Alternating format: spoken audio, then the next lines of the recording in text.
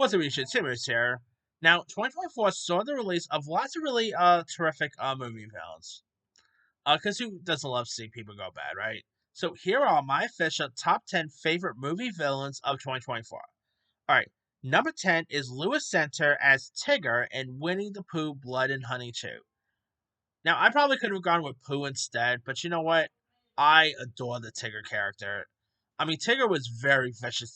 Like when Tigger came on screen, holy cow. He you definitely know you're in for a treat with the Tigger character. Tigger really especially with like the nightclub scene, he really went all out on those people. And Louis Santai did a really great job here. He was very terrifying, like probably the most terrifying of the characters. I'll be down to see a Tigger spinoff. I'm not gonna lie, I'll definitely love to see a Tigger spinoff down the line. But anyway, number 9 is Alicia Ware for Abigail. I know Alicia Ware, who of course was came on the scene as Matilda in that Netflix Matilda film. I thought Alicia Ware, like going from that to this terrifying ballerina vampire, was really cool. Of course, she is a centuries-old vampire who has the appearance of this 12-year-old, and Alicia Ware really plays the part very well. Some of the kills she does in this is insane. You know, and some of her lines, I like playing with my food. I'm like, jeez. Uh, but hey, come on. But hey, come on. Obviously, these people are trying to kidnap her, so she was in the right. But still, it's insane to believe how great she was in this. All right,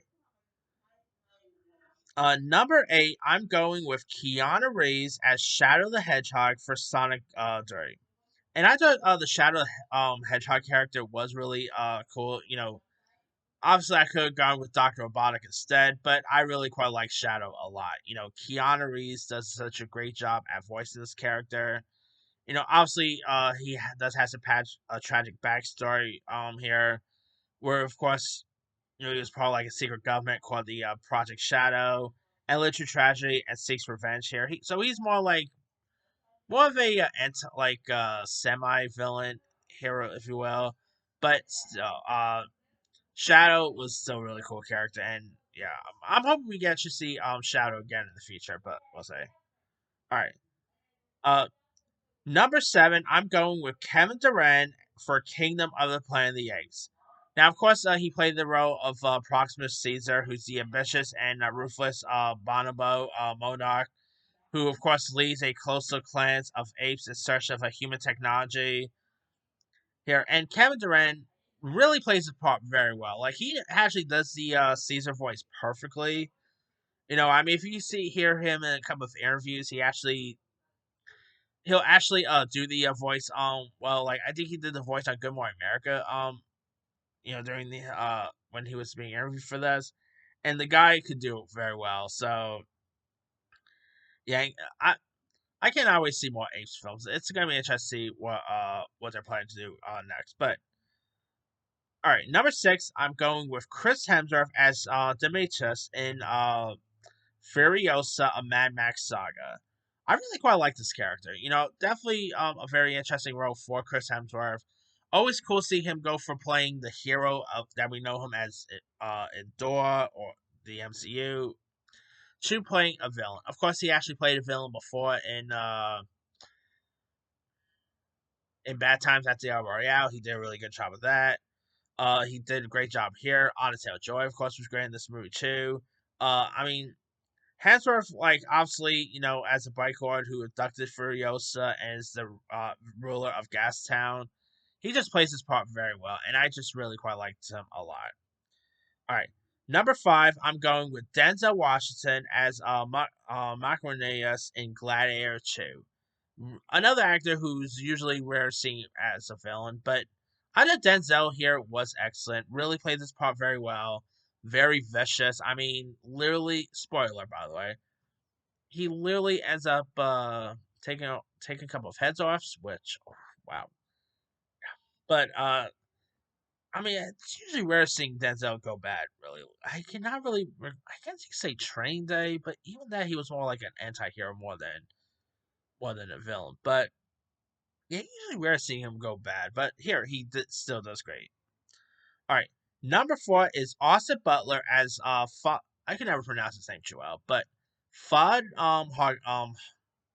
Harganes, who's of course Baron's nephew. Of course, Sting played the role in the original Dune. And Austin Butler, like I really thought this character was like, let's say, he literally had his Heath Ledger Joker moment in this.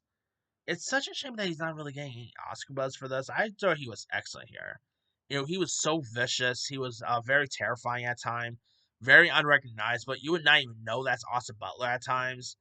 He just really nails it every inch, and it's again. I really wish he could get an Oscar nomination for this, but I don't think that's happening. All right, number three is Bill Skarsgård as Count Orlok, aka Nosferatu, in Nosferatu. And speaking of actors who are crazy transformations, Bill Skarsgård here was excellent. You know, he really played Count Orlok perfectly. He was very terrifying at times. You know, stuff he does in this is insane. I mean, really wonderful performance. I mean, if you guys have not seen Nosferatu, it's in theaters. Definitely go watch it. And Bill Skarsgård, obviously, he's no stranger when it comes to playing the villain either. You know, we've seen that with him as Pennywise in It. You know, we've seen that in John Wick 4. He knows how to play the bad guy perfectly, and here he really does it well. All right. Coming in at number two is Emma Corrin as Cassandra Nova in Deadpool and Wolverine.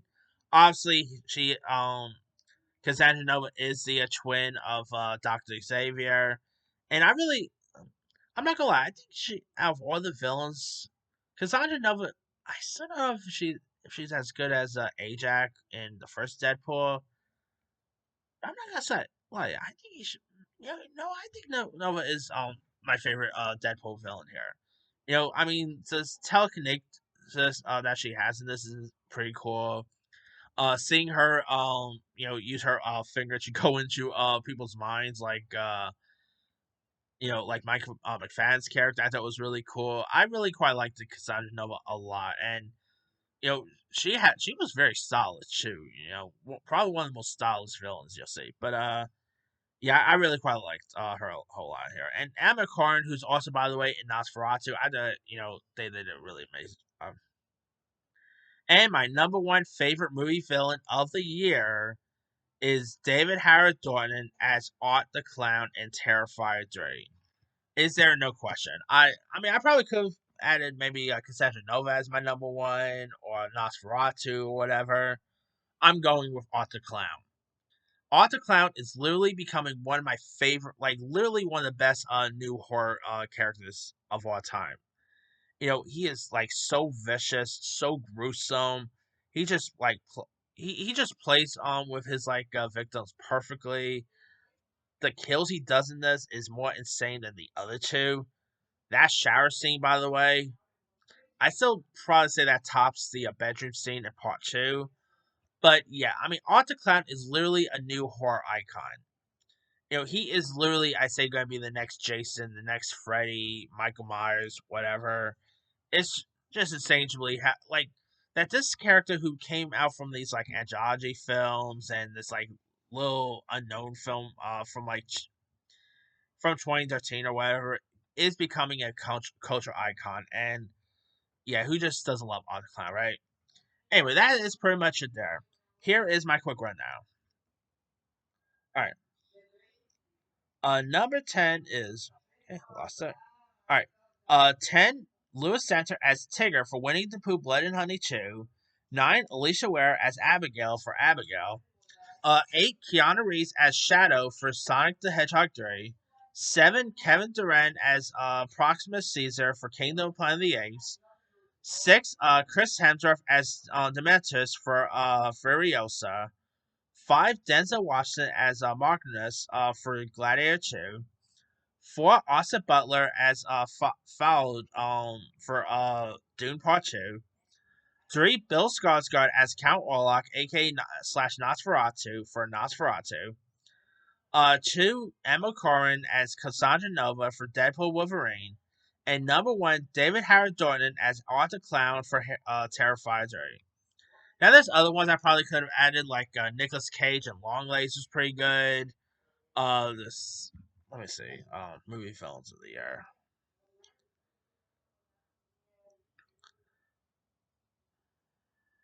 Probably Josh Hartnett I probably could have added for Trap. That's a good one. James McAvoy for Speak No Evil. Oh, let's see. Movie villains 2020. Definitely not the Spider-Man villains. No Craven. No way. Movie villains 2024. Uh, Probably could have added Anxiety for Inside Out 2. The Sue from the Substance. The list goes on and on. There's loads of other ones I probably could have added on this list. But let me let you guys. What are some of your favorite movie villains of 2024? Drop comments below. Don't forget to like, subscribe, hit that bell for notification. This is Sammy.